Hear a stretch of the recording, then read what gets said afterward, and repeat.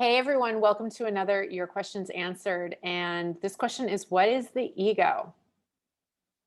Right? Big question. I really like to talk about like what the experience of the ego is, like what it feels like, how it operates, how it moves, rather than getting into too much of a definition. So I'll start with this. I believe the ego is something that we are here to experience. Okay. It is something that exists here in our spiritual experience we're having here on planet Earth. And it is something that we're here and choose to experience so that we can experience and go through one of the greatest lessons of all time, which is like the return to the truth of who we are, an awakening, a remembering of who we really are, what we really are at our core through a very visceral, very convincing experience of what we're not, right? And so, what I think of as the ego, I almost think of it as this kind of false overlay sense of self. The kind of critical piece of that being that there is a self, and that self is separate from you, and most importantly is separate from like the universe, God. That we're all fragmented, we're all these kind of separate individual uh, beings. God is up there in something that created us and, I don't know, left us down here or abandoned us down here.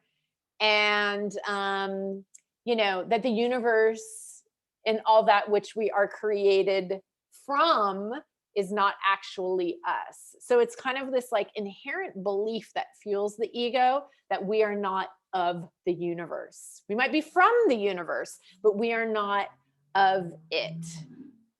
And so it's really a false perception of self at the end of the day. It's often said, the ego is the idea of identity or identifying with form. So I think of more of that as like the operating system and the way it functions and behaves, with the core belief, this thing that the ego is being its core belief is separation, and the fundamental separation being the separation from God, rather than like God is something that lives and breathes within me. That we're all made of the same star stuff, right? So you might know and believe, you might have spiritual beliefs on interconnectedness and unity. It's like you might have this feeling like deep down, like, I know we're all connected, but if you are still fundamentally behaving and perceiving the world, others, if that is showing up in terms of separateness, you're very aligned with the ego. So I'll give you an example. This is often seen when people are doing work with abundance. They're experiencing a lack of abundance. They feel like abundance is something they need to seek and they need to find. And why aren't I having it? And why can't I bring it in?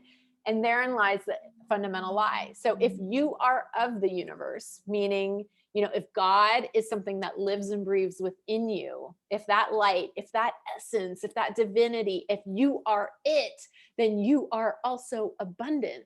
So abundant isn't something that you need to manifest. It's something that you just need to recognize that you are, and then you become it. Right? So it's not something that you go find outside of you. It's something you recognize is within you. And then you kind of just start attracting it. You start being it and experiencing it.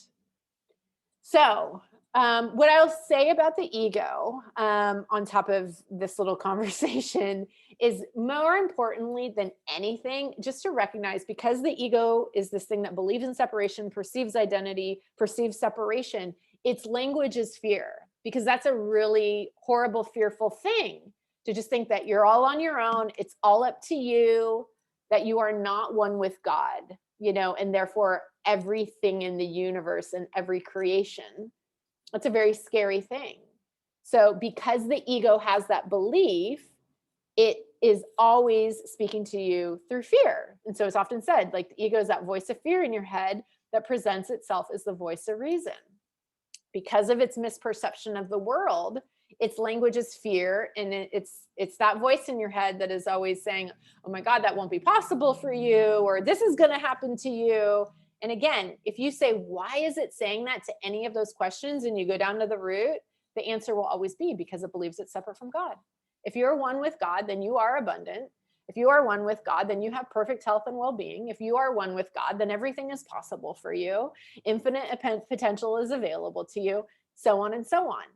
So the practice that you really want to do is you start diving into this more to understand more what the ego is in your life, is just to start observing and noticing that voice of fear in your head, and recognizing that that's an aspect of you, that's the ego, and it's not fundamentally you. So that's all I've got on this one. I hope it's helpful. If you have more questions about this, we can dive in deeper. Just post it in the comment section. And if you like this video, please do give it a thumbs up, and you can subscribe to my channel too if you haven't already. Okay, thanks. Bye for now.